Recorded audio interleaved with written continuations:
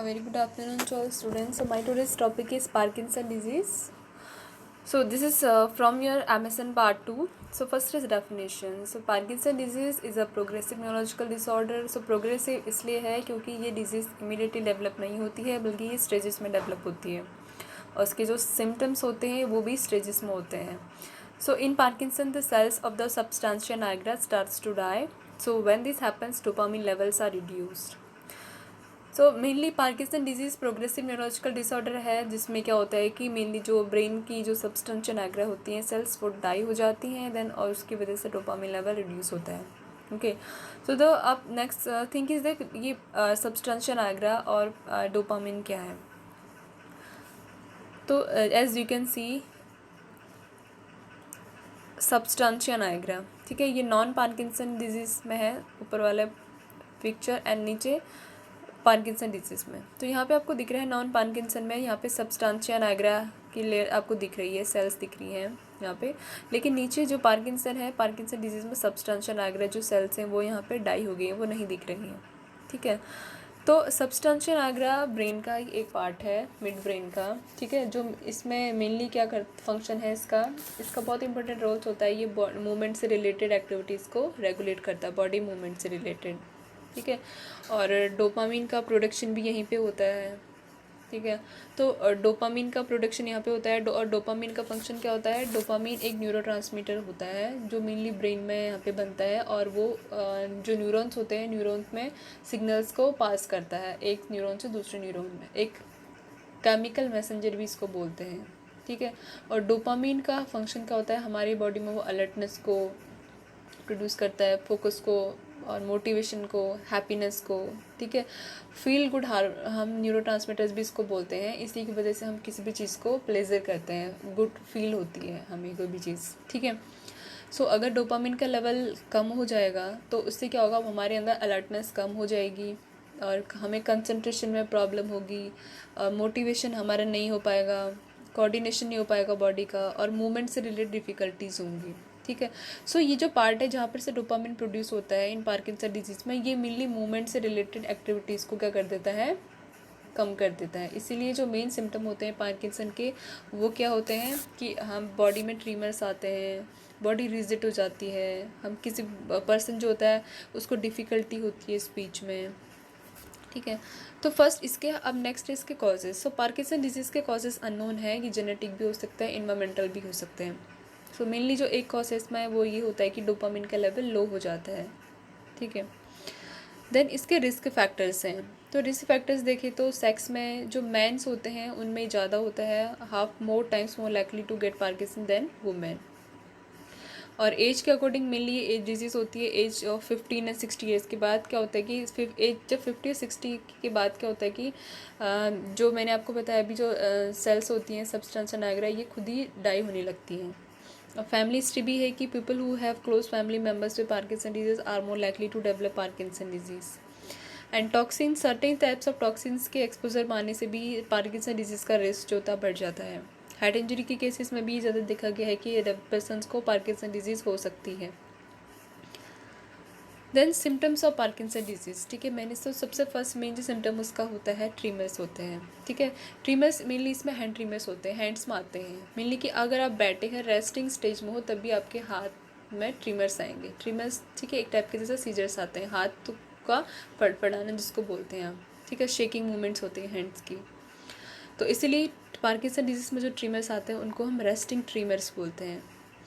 And rigidity इसमें होती है. रिजिडिटी मीन्स कि बॉडी एकदम से रिजिड हो जाती है. ठीक है, जैसे आप बैठे बैठे चलते चलते आपकी बॉडी पर्सन की बॉडी रिजिड हो जाती है, इसलिए इसको कॉगवेल रिजिडिटी भी बोलते हैं. थर्ड सिम्टम इसका ब्रेडिकाइनेसिया. ब्रेडिकाइनेसिया मीन्स पर्सन किसी भी मूवमेंट को स्टार्ट नहीं कर पाता. ठीक है, अगर वो बैठा है तो वो वॉक करना चाहेगा लेकिन वो उसको नहीं कर पाता है. फोर्थ इसमें है postural disturbances. Postural disturbances means while walking take small step. ठीक है, पोस्चरल डिस्टर्बेंसेस हो जाते हैं पर्सन को, उसके स्टेप जो होते हैं बहुत छोटे छोटे होते हैं कि मतलब कि उसको एक स्टेप रखने के बाद अपने सेकंड स्टेप रखने में उसको प्रॉब्लम होगी. सो ये 4 मेन सिम्टम है ट्रीमर्स, रिजिडिटी, ब्रेडिकाइनेशिया और postural disturbances. So through this picture you can सी, यहाँ पे पेशेंट पर्सन को पिक्चर में दिख रहा है कि ट्रिमर्स आ रहे हैं एट रेस्ट की रेस्टिंग स्टेज में, और इवन ट्रिमर्स क्या है फिर बाद में भी कंटिन्यू है। सफलिंग गेट दिख रहा है आपको, पोस्चर सही नहीं है, और जो स्टेप्स दिख रहे हैं बहुत स्मॉल स्टेप्स हैं वॉकिंग के लिए, ठीक है। तो ये कॉमन साइन एंड सिम्टम है। देन इसके बाद मैंने बोला कि पार्किंसन डिजीज़ है प्रोग्रेसिव डिजीज़ है। प्रोग्रेसिव मीन्स की स्टेजेस में होती है, तो इसके स्टेजेस हैं 5। सो फर्स्ट स्टेज होती है पार्किंसन की जो माइल्ड फॉर्म में होती है, मीन्स कि अभी पर्सन को सिम्टम्स नहीं आते हैं या नोटिस ही नहीं होते हैं, ठीक है। सेकेंड स्टेज होती है, इसमें क्या होता है कुछ सिम्टम जैसे मसल स्टिफनेस उसको फील होता है कि बॉडी में ट्रिमर्स आ रहे हैं उसको फील होता है, फेशियल एक्सप्रेशन में चेंजेस आते हैं, एंड बॉडी में ट्रिम्बलिंग होने लगती है, मीन्स शेकिंग होने लगती है, ठीक है। एंड थर्ड स्टेज में अब यहाँ पे सिम्टम्स क्या होते हैं अपने टर्निंग पॉइंट में पहुँच जाते हैं, मीन्स के पेशेंट को नोटिस भी होगा और उसकी एक्टिविटीज़ अब स्लो होने लगती हैं, ठीक है। जैसे उसको वॉकिंग में प्रॉब्लम होने लगेगी, स्पीच में प्रॉब्लम होने लगेगी, ठीक है। लेकिन अभी उसको अपनी एक्टिविटीज़ को वो कंप्लीट कर सकता है और उसको किसी भी असिस्टेंस की हेल्प की ज़रूरत नहीं है, ठीक है।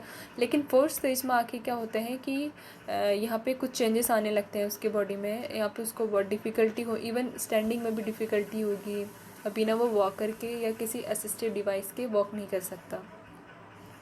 फिफ्थ स्टेज है जो बहुत एडवांस स्टेज होती है, यहाँ पे सिम्टम बहुत सीवियर हो जाते हैं, उसको अराउंड द क्लॉक असिस्टेंस चाहिए होता है, मीन्स कि उसको हमेशा ही किसी पर्सन की नीड होती है अपनी एक्टिविटीज़ को करने के लिए, ठीक है। यहाँ पे पर्सन को कुछ साइकोलॉजिकल सिम्टम्स पे आने लगते हैं जैसे कन्फ्यूज़न, डेल्यूजन, हेलुसिनेशंस, ये भी आने लगते हैं, ठीक है। तो नेक्स्ट है कि आप कैसे कंफर्म करें कि पार्किंसन डिजीज़ किसी भी पर्सन को है या नहीं, ठीक है। सो फर्स्ट हेल्थ हिस्ट्री के बेस पर हम यहाँ पे कर सकते हैं, ठीक है। और फिज़िकल एग्जामिनेशन यहाँ पे हम कर सकते हैं, न्यूरोलॉजिकल एग्जामिनेशन यहाँ पे हम कर सकते हैं मसल्स के लिए, और से कैट स्कैन यहाँ पे होता है, एमआरआई हम कर सकते हैं, डोपामिन ट्रांसपोर्टर एक स्कैन होता है जिससे हमें पता चलता है कि पार्किंसन डिजीज़ है कि नहीं। Next is treatment. So treatment mainly इसमें है कि हमें लाइफस्टाइल चेंजेस करने होते हैं मेडिकेशंस में, और कुछ थेरेपीज हम पर्सन को देते हैं। एडिक्वेट रेस्ट, एक्सरसाइज और बैलेंस डाइट इसमें ज़रूरी होता है। कॉमन ड्रग्स हैं इसमें लीवोडोपा, डोपामिन एगोनिस्ट है जैसे ब्रोमोक्रिप्टाइन, प्रोमिक्स, सोल एंड रोपिनोरोल, ठीक है। मीन्स कि ये क्या करते हैं डोपामिन एगोनिस्ट, जो डोपामिन की एक्टिविटी वहाँ पे डोपामिन की जो रिसेप्टर्स होते हैं जहाँ पे डोपामिन से सिक्रेट होता है वहाँ पे क्या करेंगे फंक्शन करते हैं। सो एंटीकोलिनर्जिस हम दे सकते हैं जैसे बेंस्ट्रोपिन है, ट्राईहेक्साफेनिडिल है, और एमेंटाडाइन यहाँ पे यूज़ करते हैं along with carbidopa, levodopa. So main drug इसमें लीवोडोपा है पार्किंसन की, ठीक है। The next is nursing management. So in nursing management, so first diagnosis is disturb thought process related to depression and parkinsonian medicine as evidence by distractibility and memory impairment, ठीक है। सो मैंने आपको बताया था सिम्टम होता है इसमें ब्रेडिकाइनेशिया होता है, वो किसी भी अपने मूवमेंट को इनिशिएट नहीं कर पाता है, ठीक है। ऐसे थॉट प्रोसेस में भी होता है, उसकी धीरे धीरे मेमोरी क्या होने लगती है, डिमिनिश होने लगती है, मेमोरी प्रॉब्लम पर्सन को होने लगता है, तो उससे रिलेटेड उसके थॉट प्रोसेस में डिस्टर्बेशन हो जाता है, ठीक है। वो मेनली उसको डिप्रेशन की वजह से भी हो सकता है या फिर जो पार्किंसन की मेडिसिन ले रहा है उसकी वजह से भी हो सकता है, ठीक है। तो इसकी वजह से उसकी मेमोरी क्या हो जाएगी, वीक हो जाएगी, वो और ईजिली डिस्ट्रैक्ट हो जाता है, ठीक है। उसको याद नहीं रहेगा कि अभी थोड़ी देर पहले ही उसने क्या करना था। सो इसमें नर्सिंग इंटरवेंशंस हम दे सकते हैं कि अगर पर्सन को डिप्रेशन है तो सबसे पहले हमने पेशेंट के बिहेवियर को असेस करना है फॉर डिप्रेशन के लिए, और पॉजिटिव एजेंट्स को यहाँ पे हमने फाइंड करना है, पेशेंट्स को रियलिटी में हमें ओरिएंट कराना है, ठीक है। सेकेंड चीज़ यहाँ पे हमें नॉन जजमेंटल एटीट्यूड पेशेंट के लिए यूज़ करना है, ठीक है। अगर मीन्स नॉन जजमेंटल मीन्स हमें अगर पेशेंट बोलता है कि उसको ये प्रॉब्लम है, ठीक है, और मेरी आपको लगता है कि हाँ ये चीज़ गलत है, तो आपको उसको करेक्ट नहीं करना है अभी यहाँ पे, तो नॉन जजमेंटल एटीट्यूड यहाँ पे यूज़ करना है, एक्टिवली लिसन करना है उसकी फीलिंग्स को और उसके कंसर्न्स को। देन मेडिकेशंस को यहाँ पे आइडेंटिफाई करना है जो देन करेंटली वो ले रहा है। वाइटल साइंस को आपने असेस करना है एवरी 4th आवरली या फिर जब भी ज़रूरी हो। The next is impaired verbal communication, ठीक है। वर्बल कम्युनिकेशन भी यहाँ पे पेशेंट को डिफ़िकल्टी होती है स्पीच में, तो मेनली क्या होता है कि बॉडी में रिजिडिटी हो रही है, ठीक है, तो फेशियल मसल्स में भी रिजिडिटी हो जाएगी तो पर्सन को कम्युनिकेशन में प्रॉब्लम होगी।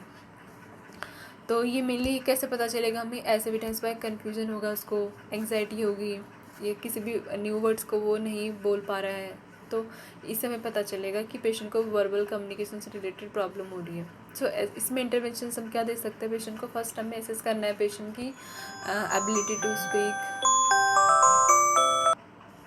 देन हम पेशेंट को यहाँ पे इंस्ट्रक्ट कर सकते हैं कि अब वो स्लोली धीरे धीरे स्पीकिंग एबिलिटीज़ को डेवलप करें। Monitor the patient for non verbal communication, जैसे अगर नॉन वर्बल कम्युनिकेशन के लिए हमें मॉनिटर करना है, जैसे अगर वो वर्बली नहीं बोल पा रहा है तो वो नॉन वर्बली अपने फेशियल एक्सप्रेशंस के थ्रू किसी भी चीज़ को हमें बताना चाहेगा, जैसे तो हमें उसके फेशियल एक्सप्रेशंस को नोट करना है, ठीक है।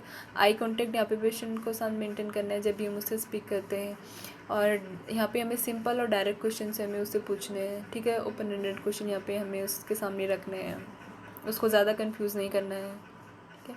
तो इससे रिलेटेड और दो जो नर्सिंग डायग्नोसिस हैं वो आप दो केयर प्लान आपको बनाना है अल्जीमर और अल्जीमर डिजीज़ के, जो इसमें नहीं है, ठीक है। दो मैंने बताया आपको, डिस्टर्ब थॉट प्रोसेस और impaired verbal communication. So next 2 diagnosis आपको बनाना है, ठीक है।